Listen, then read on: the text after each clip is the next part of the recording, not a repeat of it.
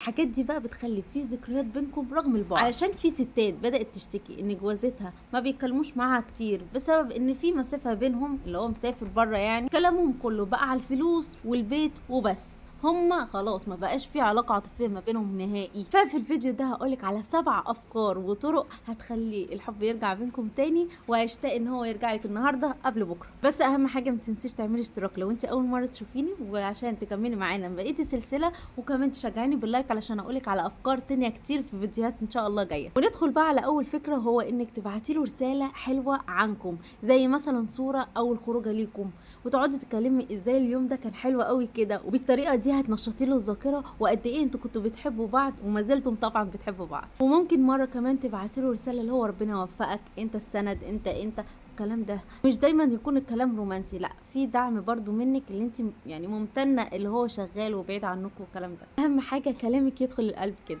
فكره رقم 2، انك تبعتي له فويس كده هادي وبتتكلمي عن حاجه حصلت لك وافتكرتيه فيها وقلتي ده انت عارف لو كنت انت موجود كنت قلت 1 2 3، افتكرتك ساعتها.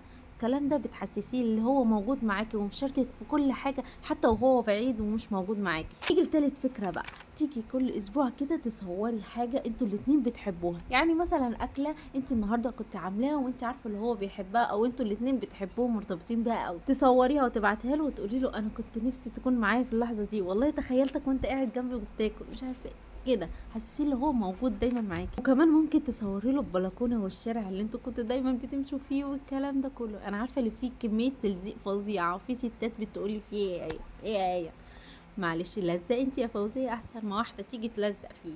ماشي، احنا عايزين نربط الراجل معانا، هو بعيد بس نربطه برضو هنا. ركزي بقى معايا في رقم 4 دي، لان دي جو مخطوبين قوي بقى. عايزاكي تتفقي معاه ان انتوا هتتفرجوا على مسلسل، على فيلم مع بعض في نفس الوقت، وبعد لما بيخلص الفيلم تقعدوا تتكلموا عن الفيلم، تقولوا له لا والله دي شخصيه حلوه، لا ده ضحكني، اكتر حته خدت بالك لما مش عارف ايه، وتقعدوا بقى تتكلموا مع بعض واكنكم اتفرجتوا مع الفيلم مع بعض. الحاجات دي بقى بتخلي في ذكريات بينكم رغم البعد. خامس فكره بقى حلوه قوي، يعني مثلا وانت رايحه مكان هتلبسي حاجه، ايه رايك البس ده ولا ده؟